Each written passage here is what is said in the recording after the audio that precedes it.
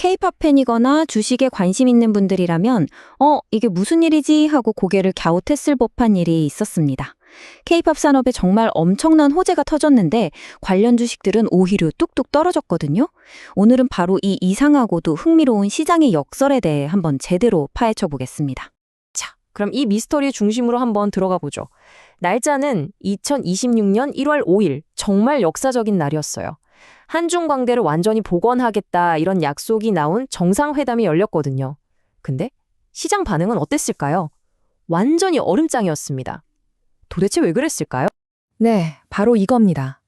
모두가 이제 K-팝 주식 날아간다 이렇게 기대를 했는데 현실은 보시는 것처럼 완전히 반대였죠. 기대는 로켓처럼 솟구쳤는데 주가는 폭포수처럼 떨어졌어요. 오늘 우리가 풀어야 할 숙제가 바로 이 지점에 있습니다. 좋습니다. 그럼 먼저 정상회담 직후에 시장 전체가 어떻게 움직였는지 그 큰 그림부터 한번 짚어보죠.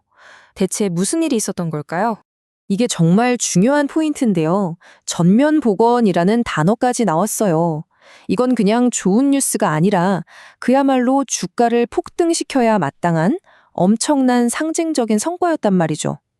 근데 도대체 어디서부터 꼬이기 시작한 걸까요? 근데 정말 흥미로운 건요, 이 하락의 이유가 딱 하나가 아니라는 겁니다. 저희가 쭉 파고 들어가 보니까 이 시장의 이상한 반응 뒤에 숨어 있는 결정적인 단서 4가지를 찾아낼 수 있었습니다. 바로 기대감, 정치, 침묵, 그리고 시장 상황, 이 4가지 키워드입니다. 자, 지금부터 이 단서들을 하나씩 따라가면서 이 미스터리 퍼즐을 같이 한번 맞춰보시죠. 첫 번째 이유는 바로 기대감입니다. 사실 시장은 이미 11월 에이펙 회담 때부터 이제 한중 관계 풀린다 하면서 미리 축배를 들고 있었어요. 주가의 이 기대감이 이미 다 반영이 된 거죠. 그러다 막상 정상회담이 열렸는데 그래서 구체적으로 뭘 어떻게 하겠다는 로드맵이 안 나오니까 투자자들이 이제 재료 소멸이다 하면서 뉴스의 팔자 전략으로 돌아선 겁니다. 두 번째, 바로 정치적인 문제죠. 시 주석이 역사의 올바른 편에 서라 이런 말을 했어요. 이게 그냥 들으면 좋은 말 같지만 당시 미중 갈등이 엄청나게 심했잖아요. 그러니까 시장에서는 이걸 한국, 우리 중국 편에 서라라는 압박으로 받아들인 거예요. 갑자기 지정학적 불확실성이 확 커져버린 거죠. 세 번째 단서는 바로 침묵입니다. 이게 진짜 이상했어요. 우리 정부는 이제 문화교류 다시 시작한다고 발표를 했는데 정작 중국 관영 매체에서는 이 내용이 쏙 빠진 거예요. 한마디도 언급이 없었어요. 이걸 보고 투자자들은 중국이 아직 이 문화교류를 외교카드로 쥐고 있구나. 진짜로 문을 열 생각은 없나? 하는 의심을 품게 된 거죠. 양쪽의 말이 다르니까 불안해질 수밖에요. 자, 그리고 마지막 4번째 이유. 이건 개별 종목의 문제가 아니라 시장 전체의 분위기였습니다. 바로 이날 코스피 지수가 무려 4,400을 찍으면서 사상 최고치를 경신했어요. 한마디로 시장이 엄청나게 과열된 상태였던 거죠. 이럴 땐 보통 어떤 일이 벌어지나요? 그렇죠. 이제 먹을 만큼 먹었다 생각한 사람들이 너도 나도 주식을 팔기 시작합니다. 이런 대규모 차익 실현 매물이 쏟아지면서 엔터주도 함께 휩쓸려 내려간 겁니다. 네, 지금까지 시장 전체가 왜 그렇게 반응했는지 그 이유를 4가지로 나눠서 살펴봤습니다. 그럼 이제부터는 이 폭풍의 한가운데 있었던 어떻게 보면 가장 큰 이해관계가 걸려 있었던 한 회사에 좀 더 깊이 들어가 보겠습니다. 바로 JYP 엔터테인먼트입니다. JYP는요, 그냥 중국 관련주 중 하나, 이 정도로 볼 수가 없어요. 워낙 중국 시장하고 깊게 엮여 있고 또 중국 시장만을 위한 특별한 전략까지 가지고 있었기 때문에 관련 뉴스가 뜰 때마다 주가가 그야말로 롤러코스터를 탑니다. 이번 사태는 JYP의 중국 전략 전체가 흔들릴 수도 있는 정말 사활이 걸린 문제였던 거죠. 특히 이 지점이 JYP에게는 좀 아팠을 겁니다.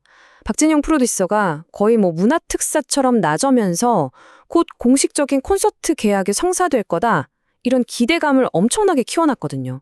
그런데 정부 공식 발표는 뭐였죠? 아직 그냥 스케줄 문의하는 단계일 뿐이다, 이렇게 선을 그어버린 거예요. 기대가 컸던 만큼 실망감도 정말 엄청났겠죠. 이게 오히려 독이 되어 돌아온 겁니다. 하지만 JYP에게는 위기만 있었던 게 아닙니다. 엄청난 강점, 바로 스트레이키즈가 있었죠. 여러분 스트레이키즈가 빌보드 1위를 무려 8번 연속으로 한 거 아시죠? 그 대기록의 원동력 중 정말 상당 부분이 바로 중국 팬덤의 어마어마한 앨범 구매력에서 나왔다는 사실. 이게 JYP의 강력한 무기입니다. 바로 이 지점에서 JYP의 진짜 전략이 드러납니다. 단순히 우리 아티스트들 데려가서 콘서트하고 투어하는 것. JYP는 그 이상의 그림을 그리고 있었던 거죠. 이른바 현지화를 통한 현지화 전략. 이게 바로 JYP의 비장의 카드입니다. 무슨 말이냐면 아예 멤버 전체가 중국인으로 구성된 아이돌 그룹 프로젝트 C를 만들어서 중국 현지에서 데뷔시키고 활동하게 한다는 거예요. 왜냐? 중국 정부가 아무리 한한령으로 한국 아티스트를 막아도 자기 나라 국민으로만 이루어진 그룹의 활동까지 맡기는 명분이 없거든요.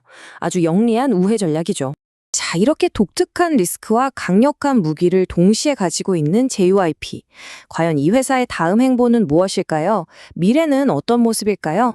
놀랍게도 이미 구체적인 계획이 다 나와 있었습니다. 2026년 봄부터 트와이스, ITZ, 스트레이키즈가 줄줄이 중화권 투어를 시작하는 걸로요. 여기에는 홍콩, 대만은 물론이고 상하이까지 포함되어 있어요. 이건 시장의 우려와는 상관없이 우리는 우리 갈 길을 가겠다는 JYP의 아주 분명한 의지를 보여주는 신호라고 할 수 있겠죠. 결국 질문은 이겁니다. 이렇게 거대한 리스크와 누구도 따라하기 힘든 독보적인 무기를 동시에 준 JYP. 과연 이 회사의 중국에 대한 큰 베팅은 성공으로 끝날까요? 시장의 의심을 뚫고 JYP의 전략이 통할지 아니면 결국 리스크의 벽에 부딪히게 될지 이제부터 우리가 정말 흥미롭게 지켜봐야 할 포인트가 아닐까 싶습니다.